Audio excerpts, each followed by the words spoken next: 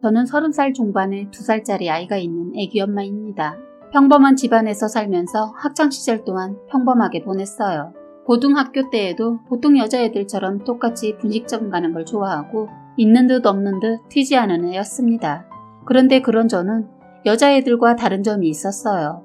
다른 사람의 머리를 만져주는 것을 좋아했다는 점입니다. 학교를 다니면서 체육대회나 축제가 열릴 때 저는 새벽부터 일어나서 제 얼굴과 머리를 꽃단장한 뒤 고데기를 몰래 챙겨가서 애들 머리를 해주곤 했어요. 애들 사이에서는 예쁘게 머리를 손질해주는 제가 유명했거든요.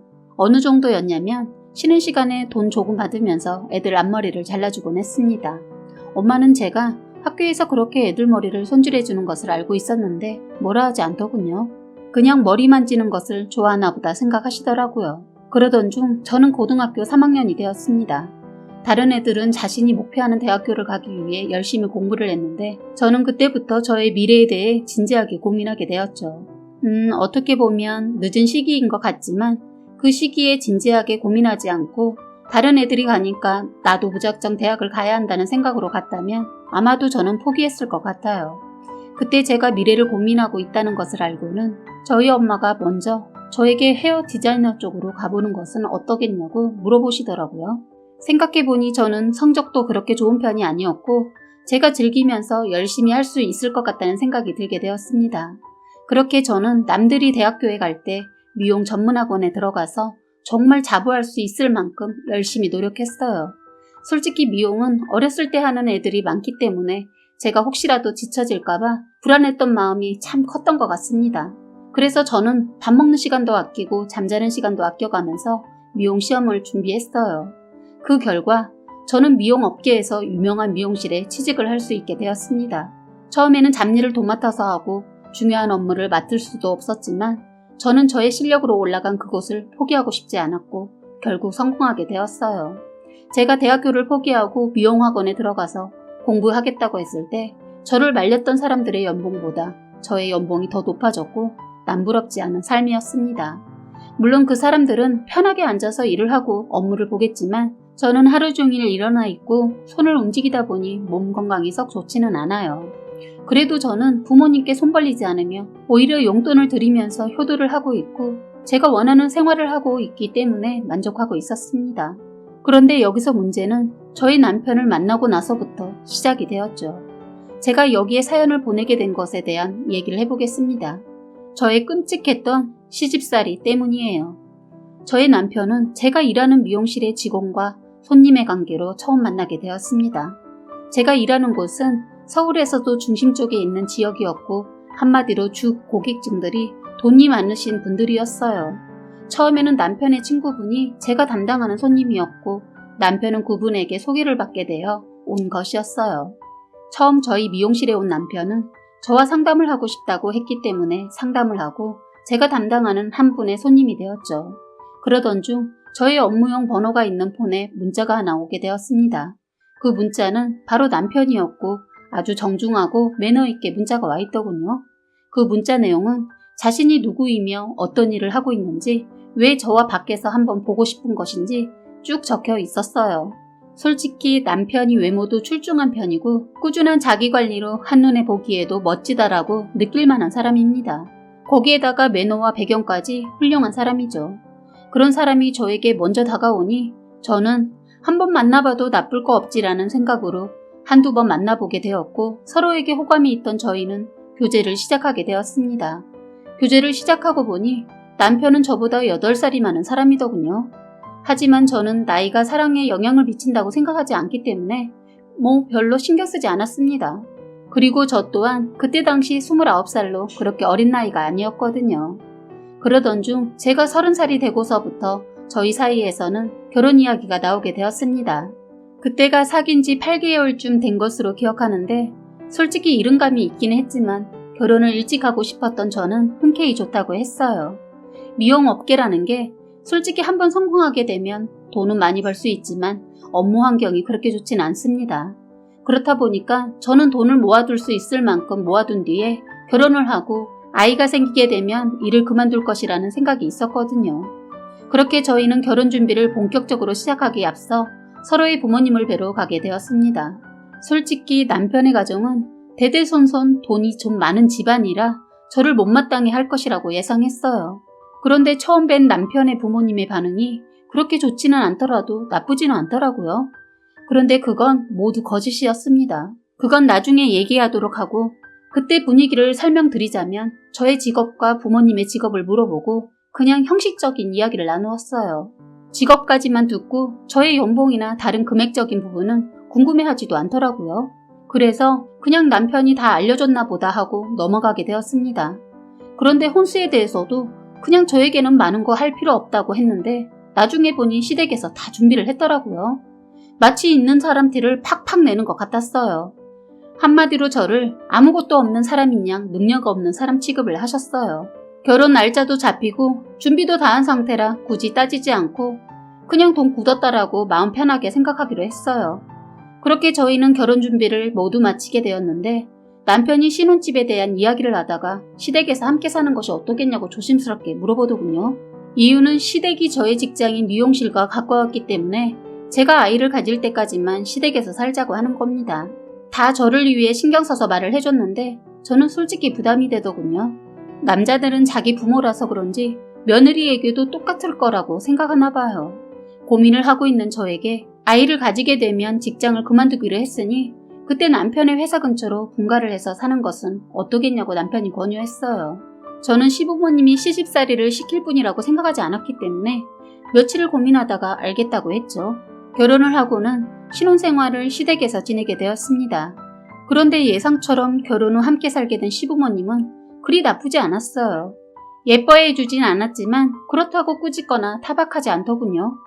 그리고 미용실이 워낙 바쁘고 일찍 들어가기가 힘들다 보니 시부모님과 부딪힐 일도 별로 없었기 때문에 다행이라고 생각하고 넘어갔습니다. 그런데 무풀보다 악풀이 나은 거라는 말이 딱 맞더라고요. 알고 보니 제가 싫었던 게 아니라 그냥 저를 없는 애 취급을 했을 뿐이었습니다. 그날은 몸이 좋지 않아서 일을 일찍 끝내고 집에 들어가게 되었는데 이상하게도 그날은 곧바로 방으로 들어가지 않고 안방에 들어가서 왔다고 인사를 드려야 할 것 같았어요. 원래는 서로 서먹한 사이이기도 하고 결혼 전 시부모님이 그렇게까지 할 필요가 없다고 하시길래 거실에 계시지 않는 이상 굳이 찾아가서 인사를 드리지는 않거든요. 그러던 중 충격적인 것을 듣게 된 것입니다. 바로 시어머니가 제가 손주만 낳으면 이혼을 시키려고 생각하고 있던 것이었어요. 낯선 목소리의 여자분이 저에 대해 묻더군요. 며느리는 어때? 괜찮아? 말도 마라. 그냥 승호가 곧 있으면 40이다 보니까 어쩔 수 없이 허락하긴 했는데 애 낳으면 바로 이혼시켜야지. 그냥 손주나 볼 생각으로 허락한 거야. 저는 그 말을 듣고 충격을 받아서 순간 헉소리가 나올 뻔해서 손으로 입을 틀어막고 더 엿들어갔어요. 그러고 보니까 승호랑 며느리랑 8살 차이라고 했지? 애 하나는 잘 낳겠네. 이라고 하면서 둘이 하하호호 잘도 떠들면서 즐거워 보이더군요. 어머님이 그렇게 말을 할 줄은 몰랐습니다. 정말 정내미가 뚝 떨어지더군요. 참 기가 막히는 타이밍이었어요.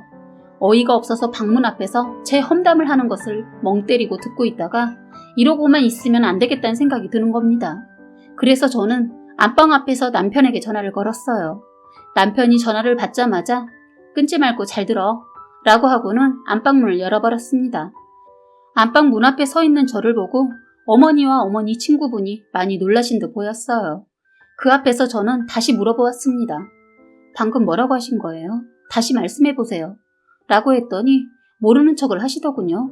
그래서 제가 하나하나 다시 말씀드렸어요. 오빠가 나이가 많아서 어쩔 수 없이 결혼 허락하신 거였어요? 그리고 저는 그냥 손주볼 용도로 쓰고 버리려고 하신 거고요.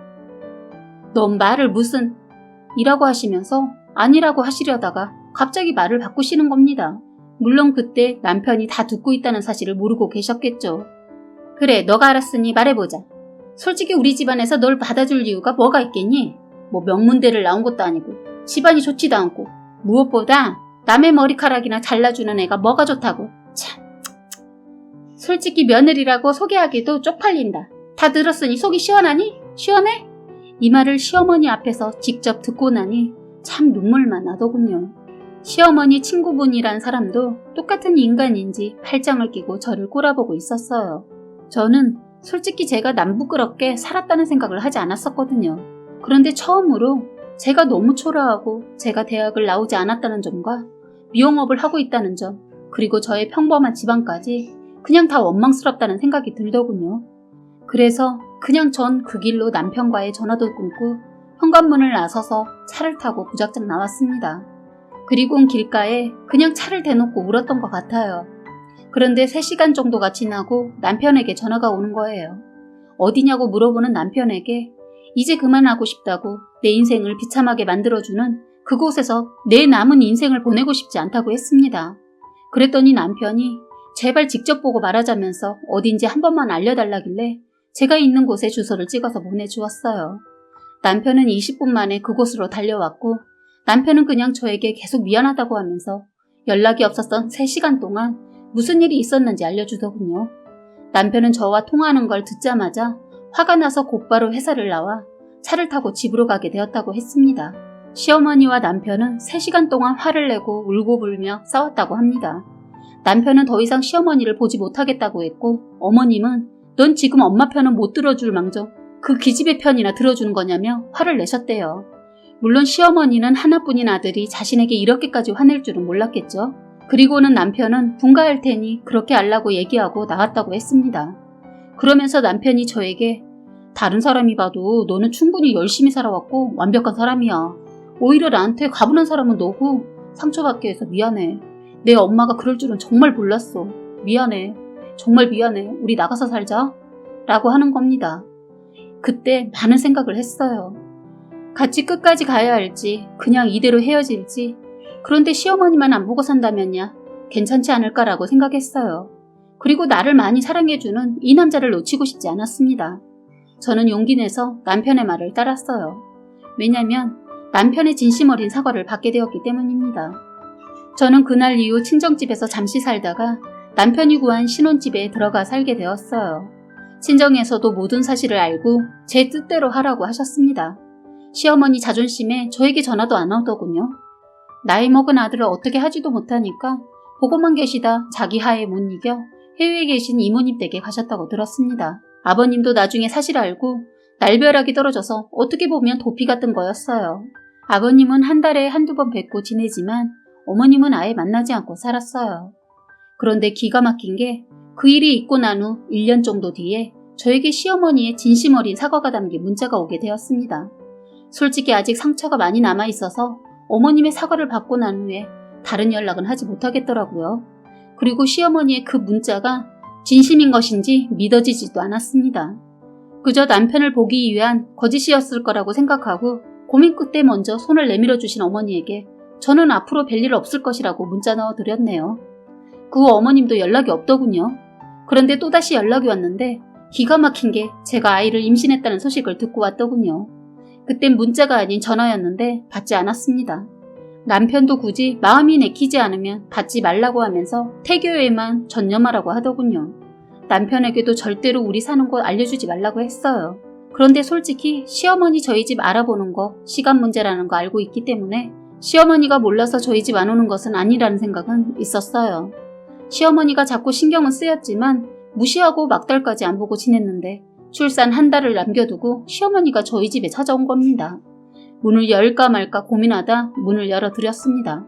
그랬더니 그때 저의 손을 잡으시고는 그날 일은 정말 미안했다고 하시면서 지금은 그런 생각을 절대 하지 않는다며 미안하다고 몇 번을 말씀하시더라고요. 그래서 제가 그날 그 일을 평생 잊을 수는 없을 것 같고 용서도 안 되지만 어머님이 먼저 손을 내밀어 주시니까 말씀드리는데요. 제가 쿨한 사람이 아니라 그 일을 꺼내지 않을 수는 없을 것 같아요. 그럴 때마다 이해해 주셨으면 좋겠어요. 했더니 갑자기 돌변을 하더니 역시 사람은 변하지 않더군요. 어른이 이렇게까지 와서 용서를 빌었으면 사과를 받아줘야지. 뭐라고? 말 같지도 않은 말로 꼴값을 떨고 있네. 야, 내가 너가 이뻐서 이러는 줄 아냐? 내가 내 새끼 자식 생각해서 이런다. 어디서 나를 쥐락펴락해? 어른을 들었다 놨다 재밌냐? 이러더군요. 저도 이젠 할 말 해야 할 것 같아 말했어요. 어머니, 누가 그러더군요. 인생의 2가지 길에 가고 싶은 길과 가야 하는 길이 있다고 하던데 어머님은 지금 선택을 잘못하셨어요. 저는 이제 어머님과 어떠한 얘기도 하고 싶지 않고 안 보고 살 거니까 이 집에서 나가세요. 했더니 갑자기 막달인 저를 밀치더니 임신한 게 대수야? 너 같은 거 아니어도 널리고 널린 게 여자야. 너 아니고도 내 손주 낳아줄 여자 많다고 하더군요. 그러면서 저를 힘을 실어 밀쳤는데 그때 뒷걸음질 치면서 그만 넘어져 버렸어요. 순간 저는 배를 움켜잡았지만 놀라기도 했고 충격이 컸는지 배가 살살 아팠어요. 저는 소파에 있는 전화로 119를 불렀고 바로 남편에게 전화를 했습니다. 시어머니요? 도망갔어요. 참 기가 막히죠? 남편은 이 모든 사실을 알고 분노하면서 절대로 저보고 자기 엄마 용서하지 말라고 하더군요. 그 이후로 남편은 시어머니와 완전히 인연 끊었어요. 시아버지도 나중에 사건에 대해 얘기를 듣고 지금은 시어머니와 별거를 하고 있어요. 예전부터 사이가 그닥 좋지는 않았는데 이 사건으로 아버님 말로는 그나마 있던 전까지 떨어졌다고 하더군요. 원래 시아버님도 저를 썩 좋아하지는 않았지만 살면서 저를 오랫동안 봐오시더니 변하셨어요. 이젠 제가 제일 이쁘다고까지 해주시네요. 시어머니 아버님과 별거 중에도 사고를 몇 번 쳤는데 가만히 보니까 아버님 이혼도 준비하고 있더군요. 재산도 저희에게 벌써 많이 넘겨주셨어요. 손녀가 태어나고 아버님이 180도 변하셨거든요. 제 딸이 복덩인 것 같습니다. 아버님은 저희 집 근처로 이사 오셔서 아침 저녁으로 손녀 보러 오시는데 친정엄마가 걱정해 힘들지 않냐고 묻는데 저는 그런 거 전혀 힘들지 않고 오히려 좋더라고요. 조만간 합가도 생각하고 있는데 주변에서 말리네요. 그래서 그건 조금 보류 중입니다. 그리고 시어머니는 그런 행동을 하고 남편과 자식에게 버림받고 지금은 행방불명됐어요. 저는 남편과 딸아이의 사랑을 듬뿍 받으며 행복한 삶을 지내고 있고요. 그때 큰 상처를 받았을 때 남편이 손을 내밀어 주어서 잘 견뎌낼 수 있었던 것 같습니다. 그래서 이렇게 예쁜 아이도 보게 된 것이고요. 요즘 저의 인생의 낙은 남편과 함께 딸아이가 커가는 모습을 보는 겁니다. 그때 일은 자꾸 생각해봤자 저만 힘들고 아이도 남편도 그럴 것 같아 밝게 생활하고 있습니다. 힘든 일이 있는 분이 계신다면 제 사연을 듣고 세상엔 참 다양한 사람이 있구나 하면서 힘을 얻으셨으면 좋겠다는 생각으로 사연을 보내게 되었습니다. 사연은 여기까지였고요. 구독과 좋아요, 알림 설정 부탁드리겠습니다.